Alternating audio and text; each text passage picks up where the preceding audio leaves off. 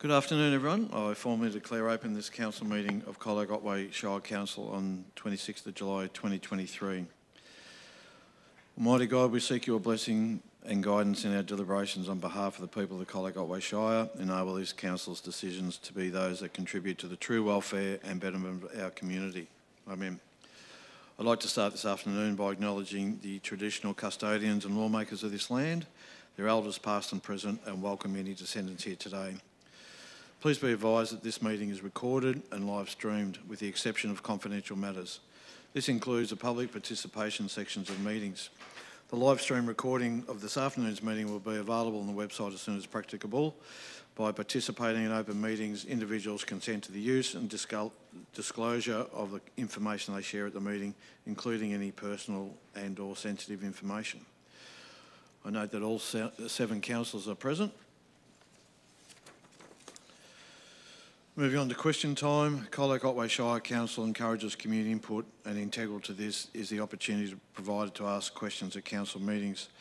A maximum of 30 minutes is allowed for question time at council meetings. Community members wishing to ask questions of council by video conferencing were requested to register their intention before 5 p.m. on Monday the 24th of July 2023. No requests were received. I've received questions in writing from James Judd, Council Watch Incorporated, David Walsh, Richard Jones, Libby Smith and John Middleton. These questions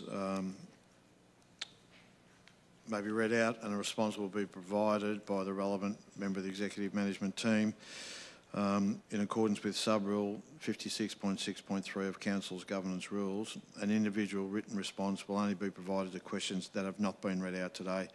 All written responses will be available in the minutes of the Colac Otway Shire website once confirmed at the following council meeting. Before we move on, can I have a show of hands from those in the gallery as to who may have questions?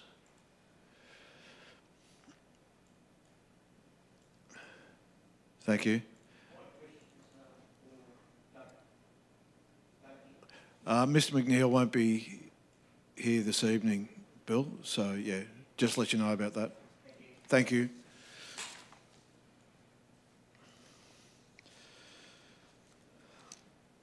Questions from James Judd. Question 1.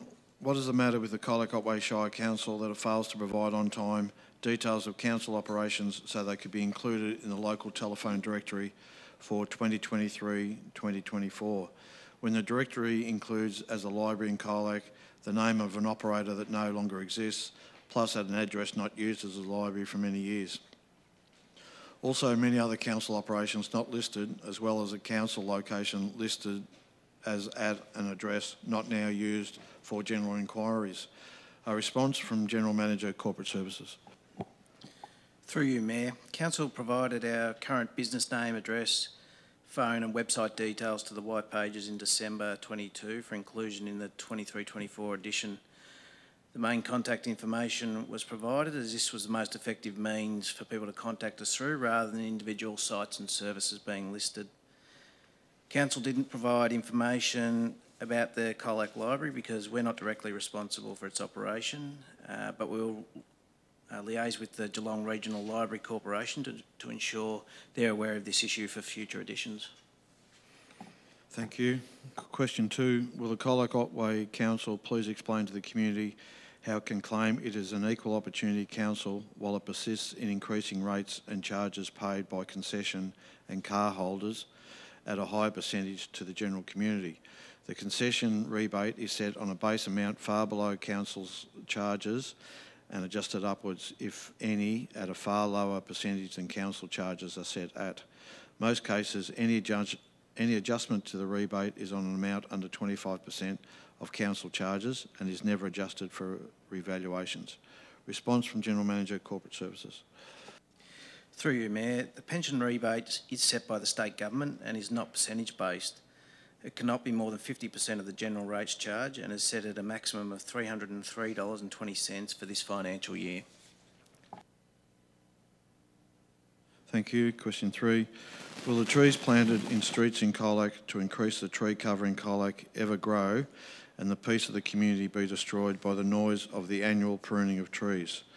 Since this was a long headache in Colac as trees cut back each year plus lasted for long periods each year and reduce the usable road surface available when pruning is carried out, as well as some streets that had a number of trees had many removed at ground level by council. This often impacted on the power supply to areas, sometimes for long periods of time, every time pruning is done. This will still going on after 2010 during this council's time of existence.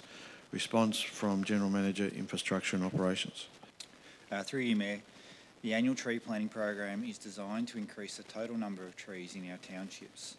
After planting, the trees are monitored and watered regularly to ensure they can establish as healthy trees that grow well. Council has a legislative requirement to prune trees on the power lines. In the delivery of this program, Council attempts to keep any inconvenience to residents to a minimum. Thank you. Question 4. Is the allocation of funds by the Colac Otway Shire Council to undertake a review into OPAS just the net amount expected to cover the review of these services in the Shire only, or is it the total to carry out the joint review that includes another municipality? Although the other municipality is much smaller in area, it also has a much larger population and number of people using these services. Response from General Manager, Corporate Services. Through you, Mayor, Council has partnered with Warrnambool City Council in the procurement of consulting services to get efficiencies and avoid our councils having to pay for work that would otherwise be duplicated by each other. This doesn't mean that there's a joint review being undertaken. Each council is undertaking its own review, including consultation with its own clients, staff and community. And each council will ultimately make its own decision about the future of their respective services. The allocation of $45,000 by council is to cover the cost of our share of the consultants' work for Colac Otway Shire. Thank you.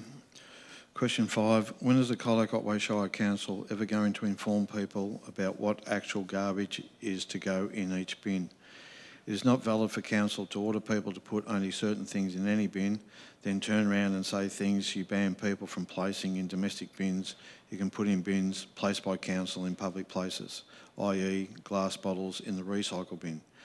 You should make certain a separate bin for glass containers is provided in public places. Otherwise, you risk far more contaminated loads going to landfill at extra cost to council, so why should garbage collection fees include this cost to council to send contaminated loads to landfill when council encourages this by allowing glass containers to be put bin they are banned from being placed in? Response from General Manager, Infrastructure and Operations. Through you, Mayor, we are aware that there will be a series of significant reforms in relation to waste and recycling over the next few years. These will be rolled out progressively, and in the case of introducing glass collection, the curbside bins were the first step.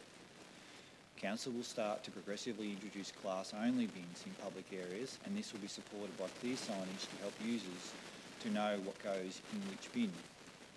While the yellow-lidded bins at people's homes should no longer be used for glass, people can put glass into co-mingled recycle bins in public places with confidence that this does not contaminate the recyclables and will be sorted by the contractors later.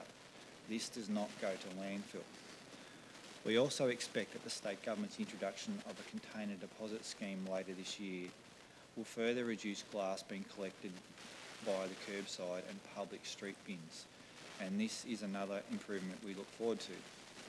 We know that information is very important to our community through these changes, and we know that thousands of people have found the Good Sort app to be very helpful, along with advice in newspapers, social media and signage, as well as the information on our website. Thank you. Question from Calvin Granger and Dean Hurlston, Council Watch Incorporated. Question 1. Can Council please advise the dollar amount of cost shifting from state government they estimate they incurred in 2022-2023 financial year? Response from General Manager, Corporate Services. Through you, Mayor, we cannot provide this information as an analysis of this nature is complex and has not been undertaken by Council. Thank you. Question from Mr David Walsh, three-part question. With the Deans Creek seeming to overflow its banks of the railway bridge crossing on Deans Creek Road, Colac West, whenever there is any sort of rainfall. My questions are, 1, is the flooding caused by the overgrown reeds and rubbish build-up at the crossing which impedes the river flow to the lake? 2, when did council officers last inspect this area? 3, what was their recommendation, and is their report available? Response from General Manager, Infrastructure and Operations. Through you, Mayor. Deans Creek overflowing can have a number of causes, including restrictions or blockages, or just the intensity or volume of the rain event. This is currently being considered as part of the Deans Creek Precinct Structure Plan, which will include a stormwater management plan. This work is expected to be complete in late 2026 and will identify technical solutions to flooding issues in the area. Inspections of the railway bridge across Deans Creek are undertaken in response to customer requests. The last inspection was in November 2022, following significant rainfall in the preceding months, and clean-up work was undertaken at that time. In addition, minor works were recently completed in the immediate catchment, Cants Road, and further works are identified and planned for delivery later in the year during more seasonal conditions. Thank you. We have a number of questions regarding the Old Coach Road item, which is in the agenda today, from Richard Jones, Libby Smith and John Middleton. All these people have emailed all councillors with the concerns and the questions. Responses won't be provided at this time because they shouldn't preempt the debate or predetermine the decision that will occur tonight. I will, however, read the questions for the record and then encourage you to listen to the debate that follows later. So from Richard Jones, Old Coach Road, Boomgate Trial. 1, why is the council considering making this controversial change to traffic arrangements without any consultation when it is clearly detrimental to Skeens Creek residents and contrary to what they sought? Why is the council considering abandoning this trial when it has not been implemented as decided by council and therefore no evidence-based decisions can be made? Question 3, given the failure to properly implement its decision on the Boomgate trial, what action will the councils take to ensure in the future its decisions on any matter are both carried out and regular updates on progress are supplied? Questions from Libby Smith. Question 1, the volume and speed of traffic in Old Coach Road increased significantly in recent years, partly because of increased numbers of large four-wheel drive vehicles. The gates, even when partly inoperative, have, according to the officer report, significantly reduced traffic volumes. Does council understand that removal of infrastructure will likely return the road to its previous dangerous condition, which will likely become even worse in the future if the number and size of large four-wheel drive vehicles continues to increase? 2, the first report recommendation clearly says that traffic volumes along Old Coach Road have significantly reduced, including extended periods when the gates were inoperable. This statement implies both gates were inoperable when only the northern gate was inoperable. It does, however, draw the correct conclusion that the existing arrangement is in fact successfully achieving its objectives because infrastructure is in place. To retain the infrastructure in its present condition would involve minimal ongoing costs, with the northern gate inoperable and the southern gate operating effectively. Will council resolve to retain the existing arrangement? Question 3, the first report recommendation clearly says that, it is the same. Thanks. Questions from John Middleton. Question 1, what plan does the council have to implement the other proposals in respect of traffic management on Old Coach Road, the removal of Old Coach Road from sat-nav apps, appropriate signage on both of the Old Coach Road, Forest Road intersections, and restatement of the previously existing 20-kilometre signs at 2 locations? That concludes the written questions. I'll just call for a show of hands if anyone wants to ask a question from the gallery. Sorry? Who did? Oh, Mr. Scrow. Yeah, but he wanted to address Mr. McNeil, who's not in attendance tonight, so yeah. Righto, thank you. That concludes question times. Are there any declarations of conflict of interest, please?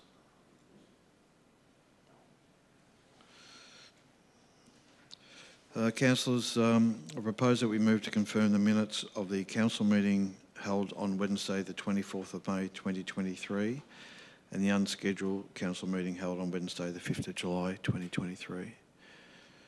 Do I have a mover? Do you mean the 28th of June? I thought you said May.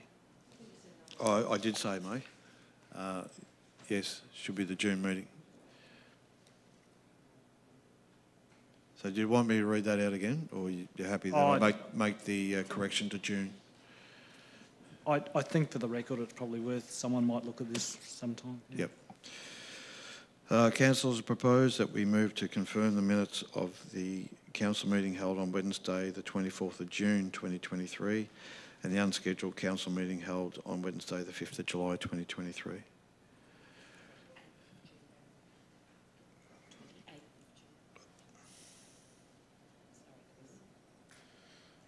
I'll start again. Third time lucky. Third time lucky, yes. I propose that we move to confirm the minutes of the council meeting held on Wednesday the 28th of June 2023 and the unscheduled council meeting held on Wednesday the 5th of July 2023. Do I have a mover? Yeah, thanks Councillor Hart. Seconder? Thanks Councillor Arnott. Is it to be opposed? Councillors, I'll put to the vote. All those in favour?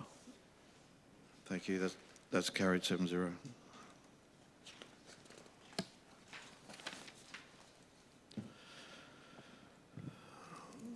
Councillors, now we move on to item 9.1, Old Coach Road Boomgate Trial.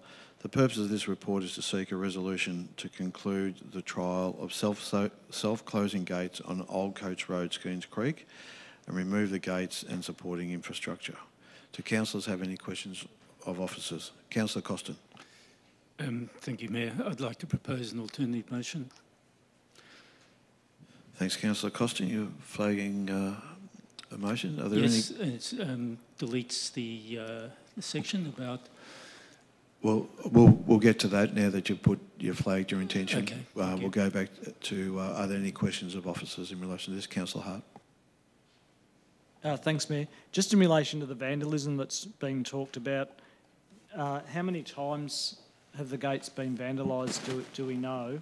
And was this particularly focused on one or the other gates, or what's the situation, so please? Through you, Mayor, I can confirm the gates were vandalised 3 times and it was the northern gate only. Councillor Hanson. Yep. You've got in the report that I think initially there was an indicative cost that the gates would of around $15,000 for the supply and installation, and then it ended up costing, just over twice that. Plus, with the cost of vandalism, I've now got a project of around $44,000 it has cost from originally $15,000. Does that include officer time spent on this project? No, so those costs are only external costs where we've engaged contractors. It doesn't include any internal officer time for any of the repairs or when we've met contractors on site, no. Councillor Finnegan. Thank you. Could you give do you have any idea what the sort of cost of officer time would be, whether it be a dollar figure or man hours, a rough estimate? Looks probably a hard one to take and give you an answer directly now, but it's, I think each time we've got repairs happening, it involves a number of hours of officer time to coordinate and be on site. So I couldn't give you a definitive dollar figure, but it would be, it would start to add up. And just a question, I guess, and it was something that was raised to me by Councillor Costin earlier, and I was just wanting to see if potentially we can get an answer to this one. Do we have an idea of which residents of Old Coach Road have been given notice of sort of the meeting here tonight and what's been made? Like if we emailed anyone directly or the like? Yeah, so through, there's been a number of people, I think there's 3 residents in particular that we've had regular communication with, and they were advised. They've been seeking regular updates, and we provided an update to them last week, Friday, that this report was coming to council. And have we provided that information to other people along Old Coach Road? No, we haven't. Councillor Arnott? If I may, thank you, Mayor. My understanding is the traffic count has reduced substantially since these gates have been put in, or that's the evidence suggested. Now, the gates operate automatically regardless of who's coming to them. They're not particular to the residents. So how do they actually, is there a reason, do we believe that why they've actually been effective in reducing traffic flow? Do we have any feedback on that as to why they've been effective? I don't think there's any conclusive data that would suggest they have, but traffic counts have significantly reduced from the pre-trial figures of 89 vehicles per day down to currently 5 vehicles a day for the northbound direction. And that's the gate that's already not working now? Northbound, so people that are going north, not Yes. the northern gate. Okay, sorry.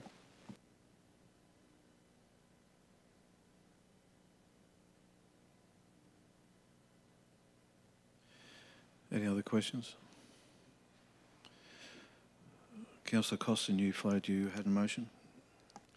Thank you, Mayor. That's the motion up on the screen. I'm just proposing that we retain the southern gate and that we delete the part about the salvageable infrastructure for that gate.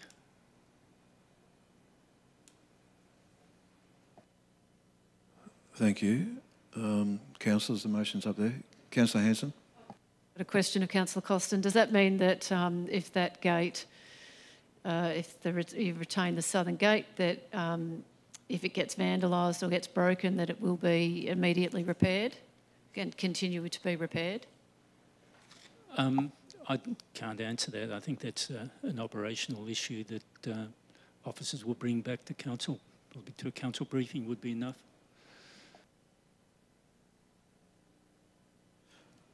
Councillors, we have a motion in front of us, moved by Councillor Costin. Is there a seconder? I'm prepared to second it if 4 becomes 3 and 5 becomes 4. I think it needs some renumbering.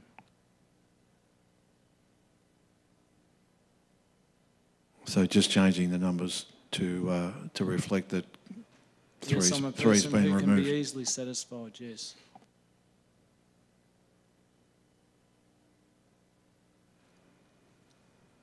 Are you happy if that occurs, Councillor Costin? All right, we'll just wait for that to be done.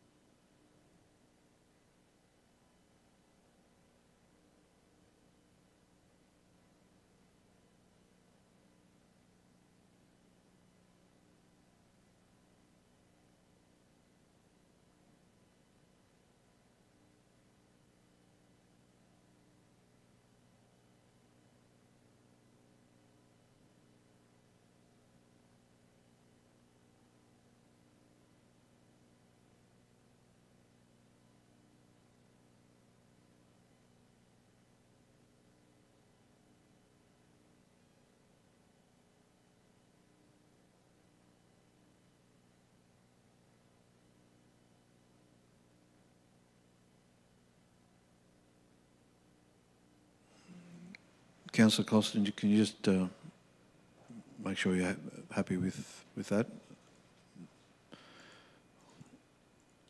Yeah, and that's moved and seconded by Councillor Hart. Is the motion to be opposed? Councillor Hanson. Floor is yours, Councillor Costin. Thank you, Mayor. I'll try and be quite brief on this. I think this touches on an operational matter. And I'll put aside the issue of the lack of consultation to those who responded to our survey. Back in 2021, I think there was 167 respondents at that time.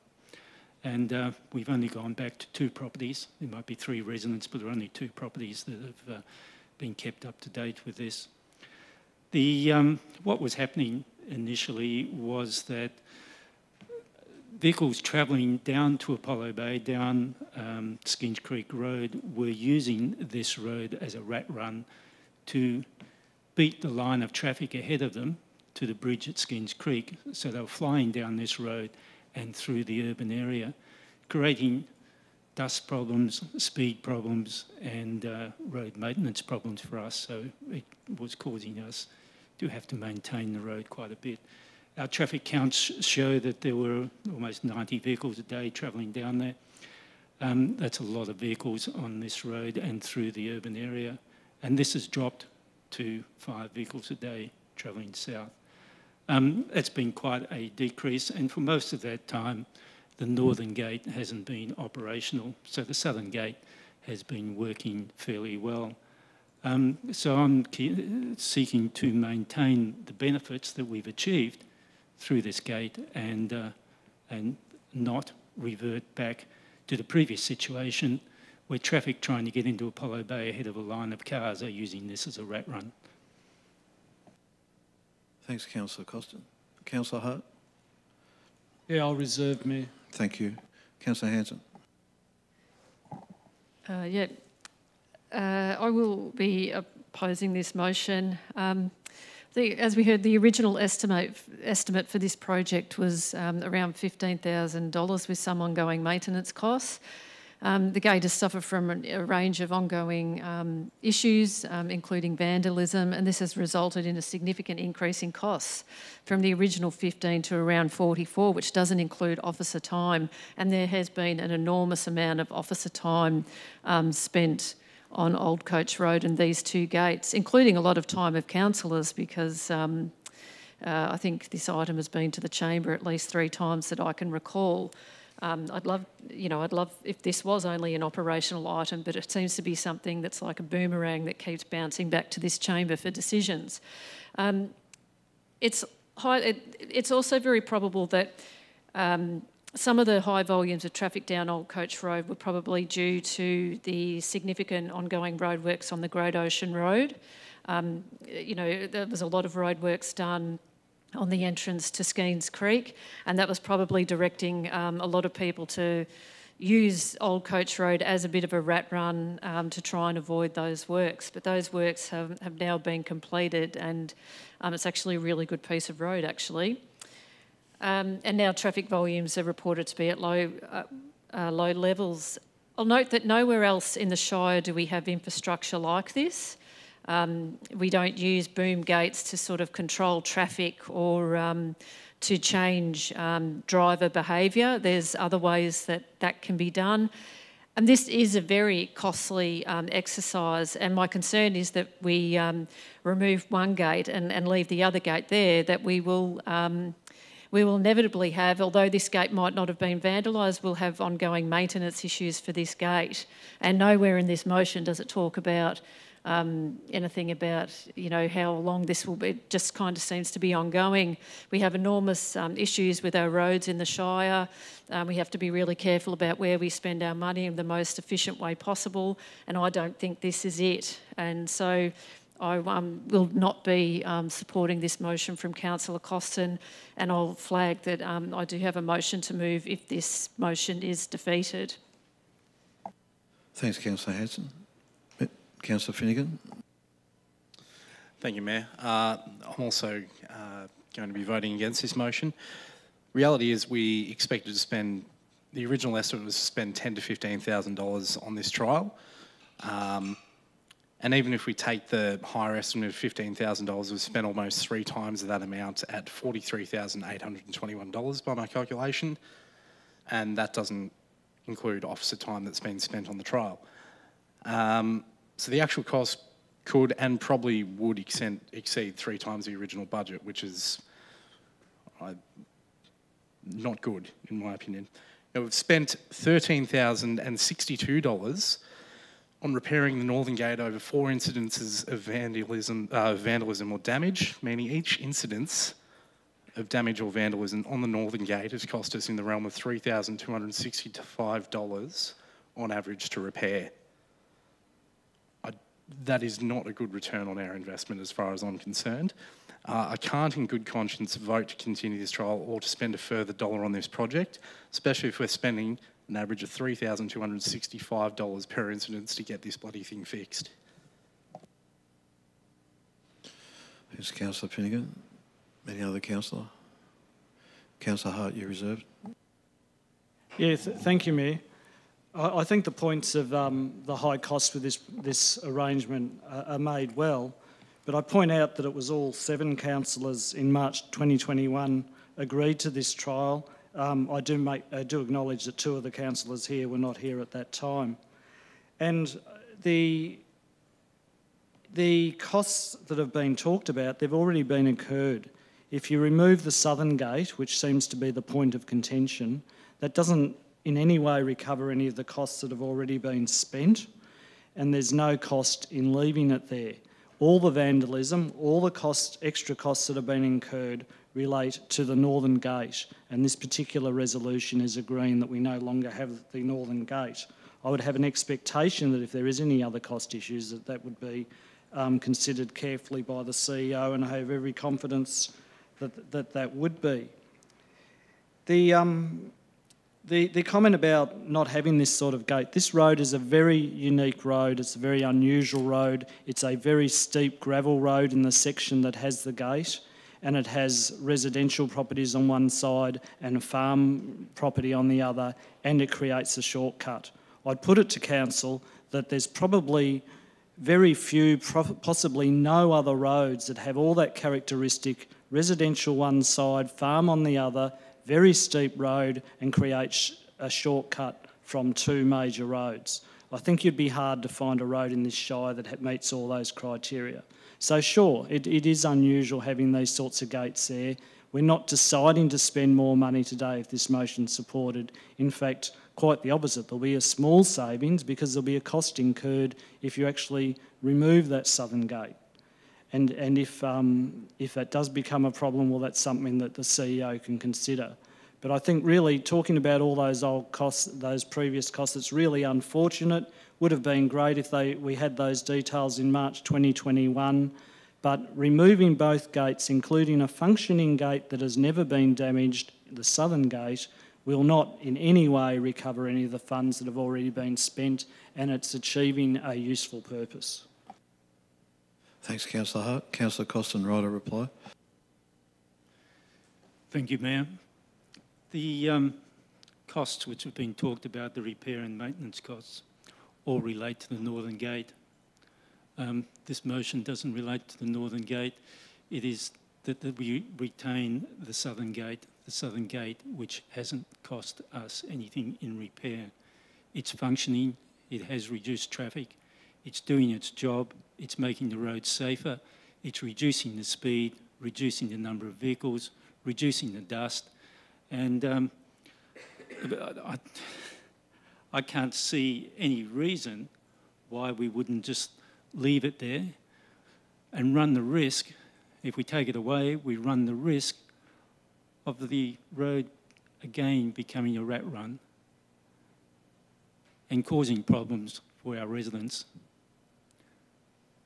We had 167 people respond to our survey. The majority of them were keen to see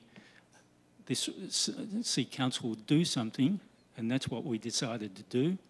All councillors decided to do something at that stage, and just to walk away from it doesn't seem sensible to me. Thank you. Thanks, Councillor Costin. Councillors, I'll now put the motion to a vote. All those in favour? Against? Motion is carried 4-3. Division's been called. All those in favour? Councillor Costin, Councillor White, Councillor Hart, Councillor Arnott. Against? Councillor Finnegan, Councillor Hanson, Councillor Potter. Thanks, councillors.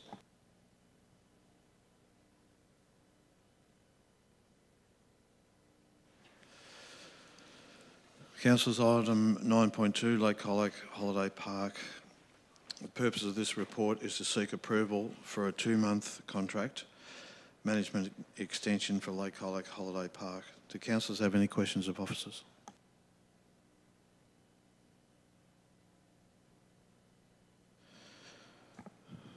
No questions. Councillors, the officers have provided a recommendation with a report for our consideration. Does any councillor wish to move a motion in relation to this matter? Thanks, Councillor Arnott. Is there a seconder? Is there a seconder for that? Councillor Finnegan. Is it to be opposed? Thank you. Councillor Arnott, so you're moving... I'm moving that recommendation, yes. as on the screen. Thank you. Look, The floor is yours. Thank you, Mayor. Look, it doesn't require much comment. This is just one of those things that needs to happen, I think, in order to have an orderly process for the park. Thank you. Thank you. Councillor Finnegan. Not to expand upon what Councillor Arnott's already said too much, but it's, the reason we're in this situation is because Council decided that in the previous temporary lease arrangement that if there were to be any extensions, it'd be coming back to Council for approval in the chamber. So that's why we're in this position. And yeah, it doesn't predetermine any ongoing as to who will be operating the park into the future, because that's still a matter that's being explored. Thank you. Any other councillor? Councillors, I'll put the motion to a vote. All those in favour? Thank you. It's carried 7-0.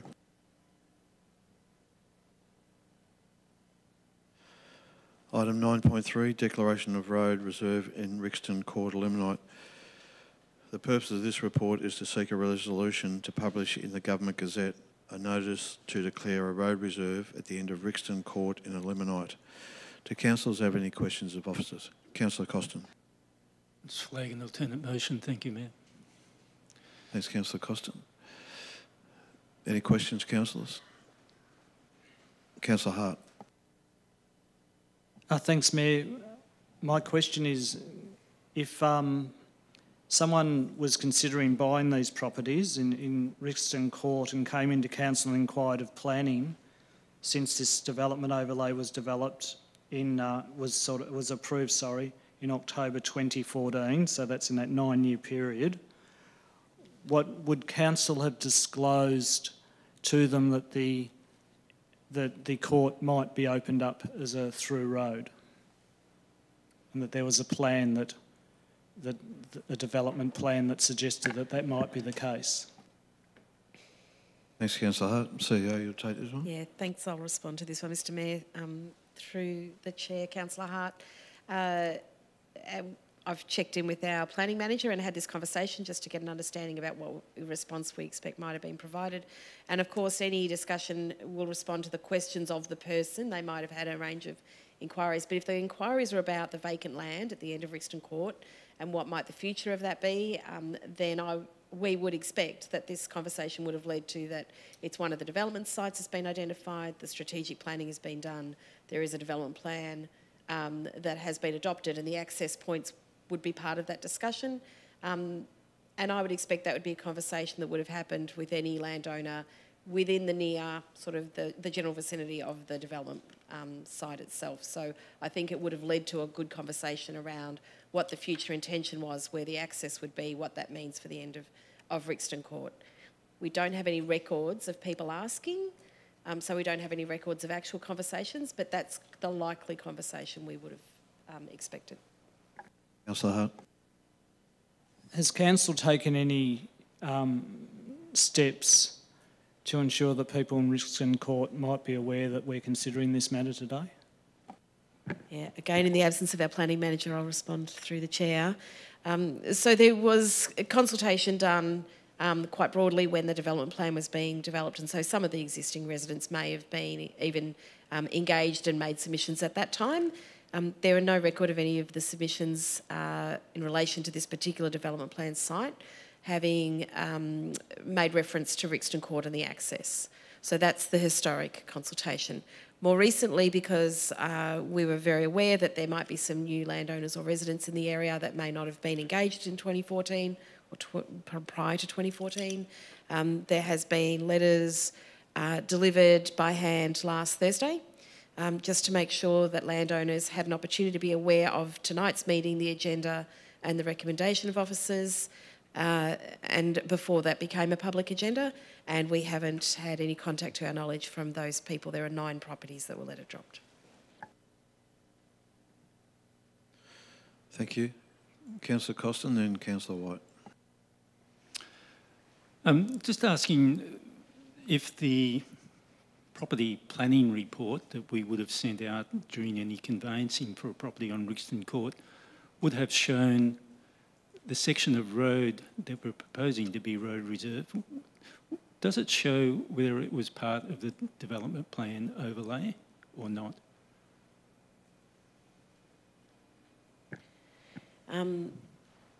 Firstly, the information would be subject to which particular property the property report related to, and the further away you get from the site, you might not get the same level of information about the development plan overlays, the land subject to the development plan overlay. The reserve that is to be considered by councillors tonight is not covered by the overlay, but what properties in Rixton Court would most likely have seen would be the property in the court, the development plan overlay indicating there's a development site to the right, and then that we expect would have led to maybe some questions around, well, what does that development then look like? And as I said before, then conversations around, access or other matters. Councillor White. I just want to be reminded how many lots are actually going to be opened up in the new development.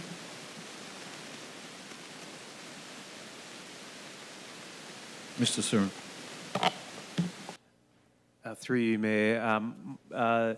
So there's a number of different properties that are considering working together on developing land in the near future, just through those inquiries we've had. So perhaps a more immediate development.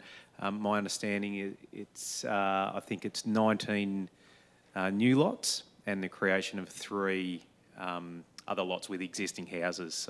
So 19 new lots is my understanding.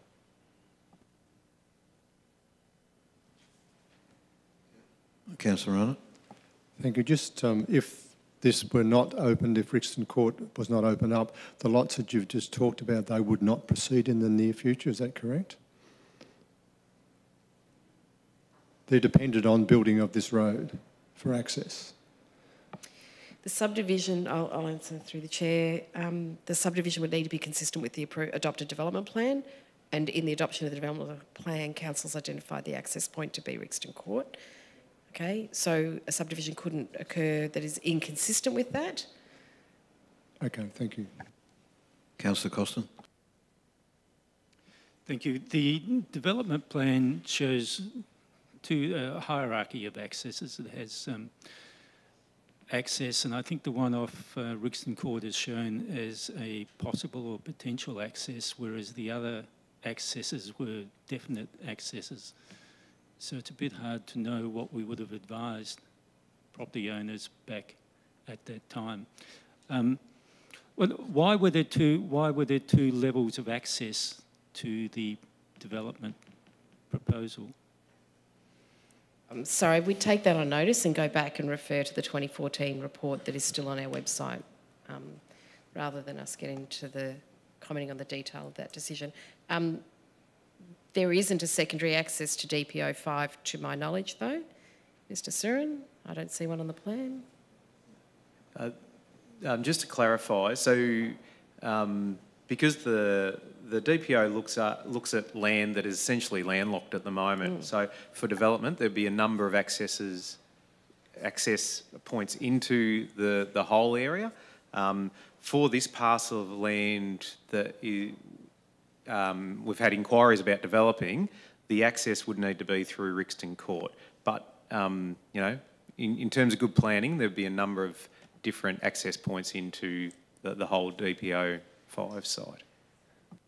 Area 5, isn't it? Councillor Costin. I think if we look at the plan on page 17, you can clearly see there are proposed access points and potential access points, and Rixton Court is a potential. So I'm just wondering why the difference?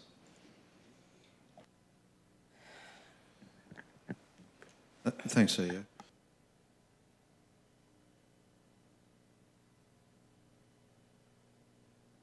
Yeah, that would be a matter that was considered in 2014 and wasn't expected to be reconsidered. So I'll take that on notice.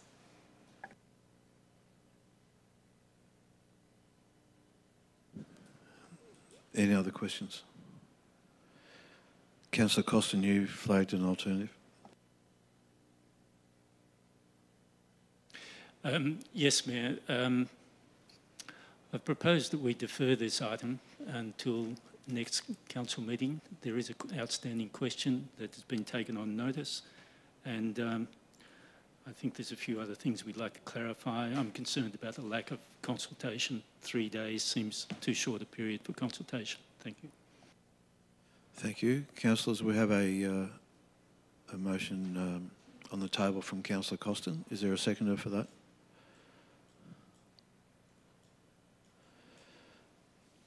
No seconder, Councillor Costin. So that motion lapses. And Councillor Hanson, you flagged a motion. Yeah, I will move the officer recommendation. My motion. Thank you. Is that to be seconded? I've got two hands there. Councillor Finnegan. Is it to be opposed? Thanks, Councillor Costin. That's your the motion up there, Councillor Hanson? Yes. Thank you. Floor's yours. Oh, thank you. I'll be supporting this motion. The development plan for this area was done back in 2014, and on the plan, it is, I believe it's quite clear that there is access in the DPO through two access points through Irrawillipie Road and an access point through Rixton Court. And the reason we have these development plans, and they do take time, everything does take time with planning, but it's to try and help development of some of these landlocked areas. And what's positive about development in landlocked areas is that the land is close to services, close to amenities. You know, they can be fantastic spots to live, and I think that's what this development plan has done.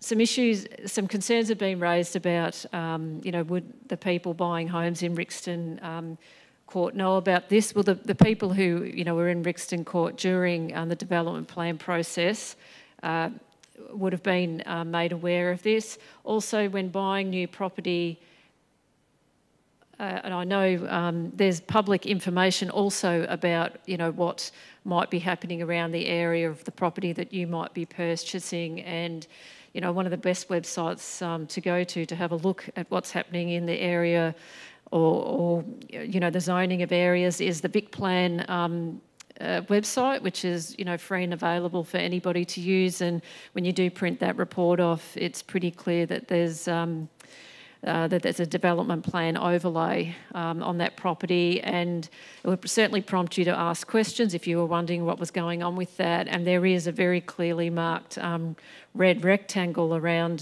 the end of Rixton Court, and it's not overly clear what that red rectangle means, but it would certainly prompt you to ask more questions about what's happening there. I think this motion, I've moved it because it will start the process for what will eventually become a road through that area to open up more residential housing in what is, we are very short supplied in housing, which has often been spoken about in this chamber. Thanks, Councillor Hanson. Councillor Finnegan? I reserve. Thanks, Councillor Finnegan. Councillor Costin. Thank you, Mayor. Look, just to make it clear, I'm not arguing against the road going through at this point. I'm just saying we don't have all the information before us, and our consultation period has been too short. 3 days, 3 working days. I mean, that's. I would, if you put yourself in the shoes of someone who's bought into that court since 2014, what information was provided? Well, let's even go back before that. We don't have any record of the consultation that was undertaken in 2014 or the submissions. And if you've bought that bought that property since then, we don't know what information was provided. It was an expectation that those purchasers would ask questions, but we're not even sure whether they were shown the development plan. And the development plan itself is inconclusive about whether that was an access point or not. It's not called a proposed access point. But 3 days consultation, I think we as a council can do a little better than that, and let's get a little bit more information. After all, we do take it upon ourselves to make informed decisions, and we do expect that people who are affected by our decisions will have the opportunity to express their views and for councillors to take those views into account. Thank you. Thanks, Councillor Costin. Any other councillor? Councillor Arnott. If I can speak in support of the motion, please, Mayor. Okay, I'd like to support the motion that Councillor Hanson and Finnegans have put forward to accept the officer's recommendation. I think it was logical that this parcel of land was retained by the council in the first place when they developed Brixton Court. It seemed logical that they considered that that could be used and would likely be used to be continued on through to the development of the land beyond that. And so therefore it was probably retained with that purpose in mind. Having spoken to agents within town who dealt with land around that area at different times, that part of that conversation was commonplace with any people who were looking to purchase land or houses in that area. So it's not something that's new or unknown. Section 32 statements, which are mandatory requirement before a purchase of a property, does contain and would contain a overlay plan, which would show very, very clearly the development that's proposed from there and the use of Brixton Court sitting right beside that with that lot retained for purpose of access through to that. I think we should keep in mind that if we wait for another month, we'd simply put in another bureaucratic overlay. We are accused of being a bureaucratic organisation all the time. We shove another month over top of something which we don't have to do, which people already are aware of that's going to happen. So I really would like to see this move forward. We've got a number of blocks that will become available immediately if this happens. I think there's about 8 or 9 that comes available immediately, some shortly after. Not all the land is in one parcel, so you can't rely on other access points for those roads, for those blocks now. That will be coming later in different advancements in the whole proposal as it develops. This is the first part. Nothing happens without this for the time being. Hang on, Councillor Finnegan. Any other councillor? Councillor Hart. Yeah, thank you, Mr Mayor. I'll be supporting this particular resolution. This issue does have a long history and it's detailed at length in the agenda of 22nd of October 2014, and I did make the point of ensuring that when I raised this with the council management the last few days that all councillors had a copy of that so they had an opportunity to go to the 2014 agenda if they wanted to. But I'll also make the point, I think it would have been useful attaching the minutes from that in this current report.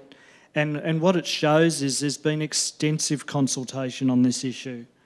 There's been a Colac structure plan in 2007 with consultation, a C55 planning amendment. I mean, some of these things even happened before I was here. And then the consultation of 6 weeks on the plan that we're talking about that shows the access through Brixton Court. So there's been, it's absolutely extensive.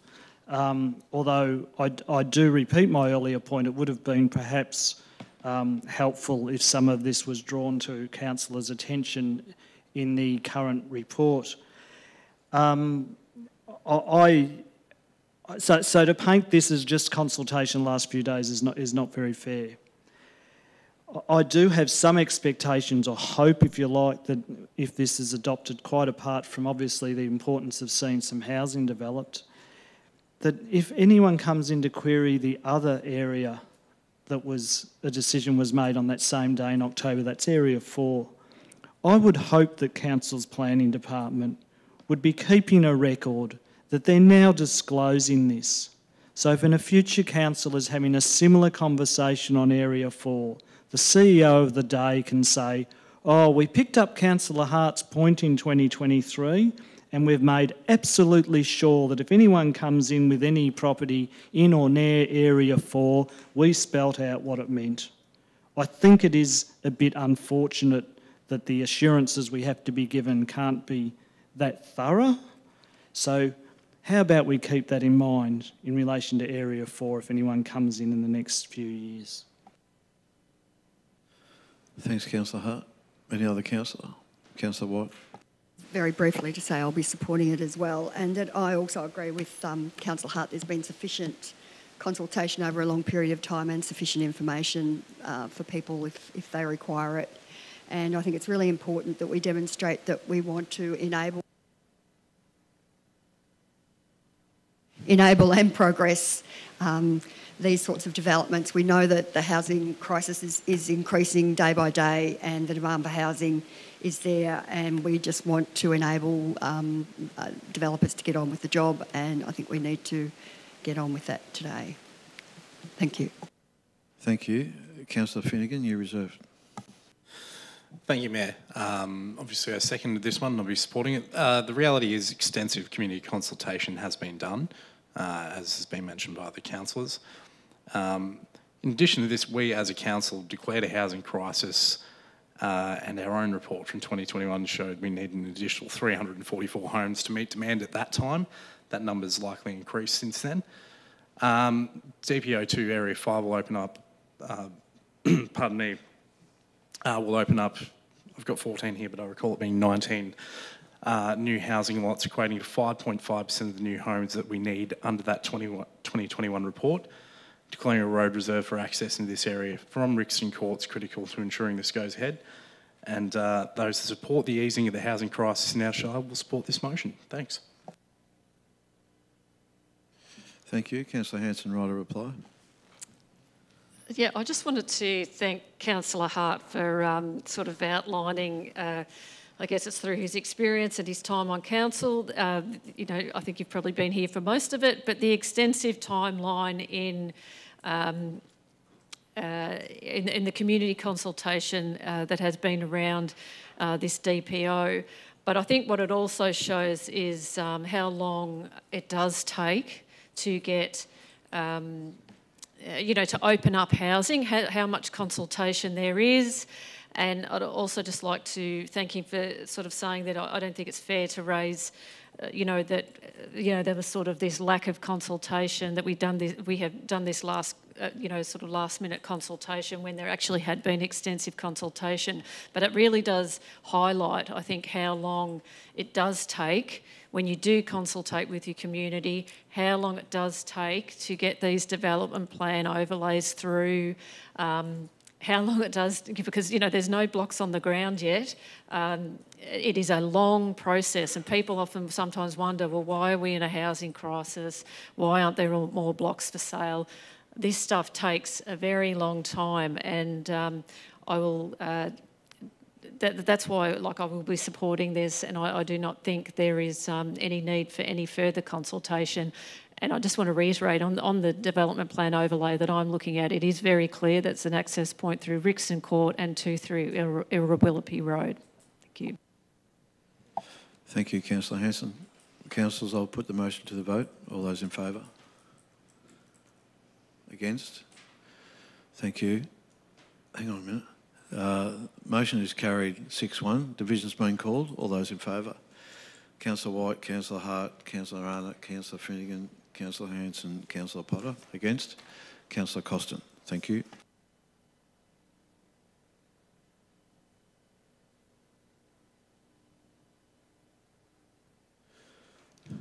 Councillors, now move to item 9.4, Community Asset Committees, appointment of new member Irrawillippi Hall and Reserve Community Asset Committee.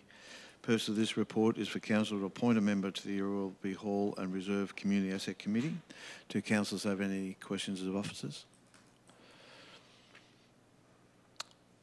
No questions. Councillors, the officers have provided a recommendation with a report for our consideration. Does any councillor wish to move a motion in relation to this? Thanks, Councillor Arnott. Is it to be seconded? Thanks, Councillor Costin. Is it to be opposed? Councillor Arnott. Thank you, Mayor Potter. Look, it's just great to see hands go up to support council operations and for the hall committees. Without their assistance, the volunteers, we would not be able to provide these facilities as appropriately and as efficiently as we do for our community. So thank you for our latest nominee, Stephen Theodore. It's fantastic. Good on you, Steve. Thank you. Councillor Costin, did you wish to speak? Thank you, Mayor. Just to say it's great, as Councillor Arnott pointed out, it's great to see members of the community stepping up to manage the hall in their locality. It's an important part of council's role of managing halls to have community input, and it's good that we respect our community, and thank you, Stephen. Thanks, Councillor Costin. Councillors, I'll put the motion to vote. All those in favour? Thank you. That's carried 7-0.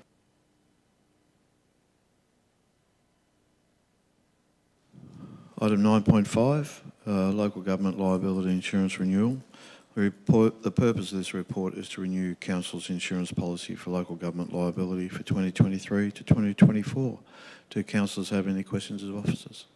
Thanks, Councillor Hart. Thanks, Mayor. The report for item 9.5 refers to an average increase of liability insurance premiums across councils of about 13%. What's Colac Otway's experience, please? Through you, Mayor, the increase for Colac Otway Shire is 10%.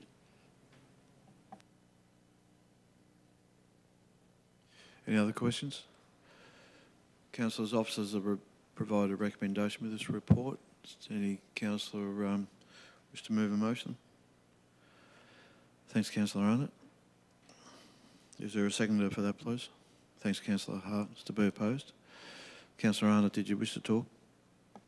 Thank you, Mayor Potter. It's pretty straightforward. We just need to have this, and it's pleasing to see that our increase has been a bit less than average. Thank you. Thank you. Councillor Hart? Thanks, Mayor. Yeah, it's obviously liability insurance is a very important issue.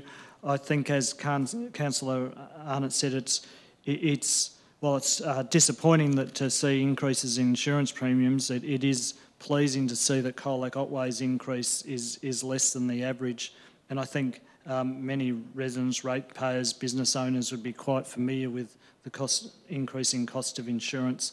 I think what this also highlights is the benefit of the being involved with the MAV, and the MAV knows local government, and by having these sorts of insurance schemes, collective arrangements, it can be at least more cost effective, something like this through the MAV rather than just dealing individually with one or another insurance company. So I think that's another thing to keep in mind when we have discussions about whether or not it's worthwhile being a member of this organisation or that organisation.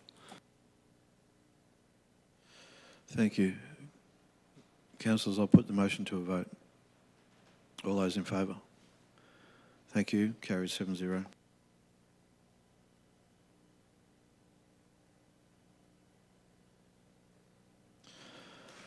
Now we move on to item 9.6, Contract 2403, Microsoft Software Licence Agreement. The purpose of this report is to award Contract 2403, Microsoft Software Licence Agreement. Do councillors have any questions of officers? Councillor Finnegan. Just wanted to ask, with the figure that's, I guess the figure we've arrived at there, has this come in over expectations or below what we planned on spending? Through the Chair, it's come in under expectations, and so it's going to present a surplus just under 5% from the budgeted amount.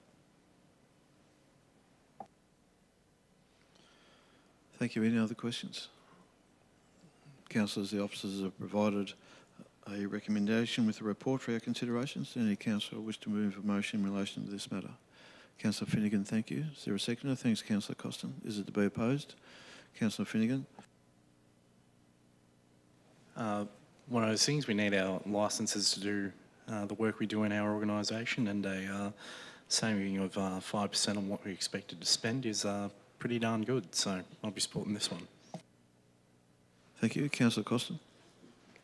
Thank you. Councillors, I'll put the motion to a vote. Oh, okay. Any other councillor would like to speak? Councillor Hart. Thanks, Mayor. I'm just going to draw attention, like I did with the insurance one. This is another one of these arrangements and benefits through participating with the MAV. And just to be clear, I'm not always, spruiking MAV, and I have a lot to say at the MAV meetings, but in terms of these contracts, I think it's a really positive outcome.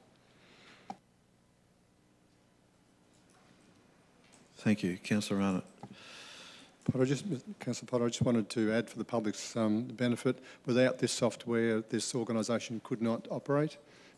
Just the very documents that we're using today and the machinery we're using to report all this and answer inquiries to our customers could not happen without it. Thank you. Any other councillor? Councillors, I'll put the motion to a vote. All those in favour? Thank you. That's carried 7-0.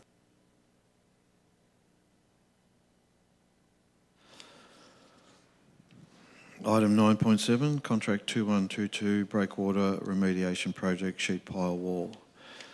The purpose of this report is to obtain council approval to award Contract 2122 for the Break Wall Remediation Project Sheet Pile Wall for revised contract sum to that approved in October 2022. Do councillors have any questions of officers? Thanks, Councillor Costin. Thank you, Mayor. I'd just like to ask how the timelines of this project, the start date and the expected completion date, fit with the takeover of the harbour by the Great Ocean Road Coast and Parks Authority. Thank you. Mr. Chasemore? Yeah, through you, Mayor. So I guess in this awarding this contract and having this work done is crucial to the transition of the Port of Apollo Bay operations to Gorkappa. We have been in regular discussions with both the Department of Transport, who are funding this, and DECA, Department of Energy, Environment and Climate, on how the timelines of that work. But this awarding and completion of this contract is crucial to the transition, and that is expected to happen in this some stage in this financial year. Expected completion date? The expected of the contract? Yes. So subject to the contract being executed in the next couple of days or the next week, the contractor will provide us a revised project plan. The discussions we've had with them in the last couple of weeks have indicated that the works could be completed or likely to be completed by the end of this calendar year. Thank you. Councillor Arnott. Thank you, Mayor Potter. Look, I just asked if the officers could give a quick summary for the public, please, with respect to the renegotiation of the final costs of this contract. Thank you. So the revised cost estimate, there was a number of the funding agreement with the Department of Transport needed to be varied for us to execute this project, and that time delay in executing that funding variation has legitimately resulted in some price escalations for various materials and costs associated with it, hence the additional contract sum for this project.